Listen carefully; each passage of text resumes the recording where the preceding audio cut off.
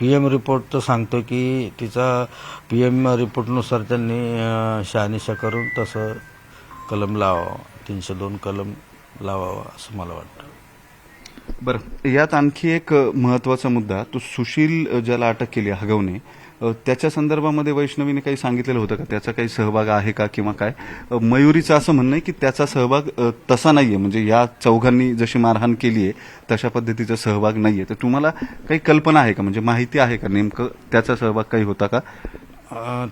त्या बाबतीत तो सुशील हगवणे त्या बहिणीला आणि आईला घेऊन मनसरला गेले होते त्या दिवशी. ते दोघं तिघं माझ्या मिसेसलाही घेऊन गेले होते.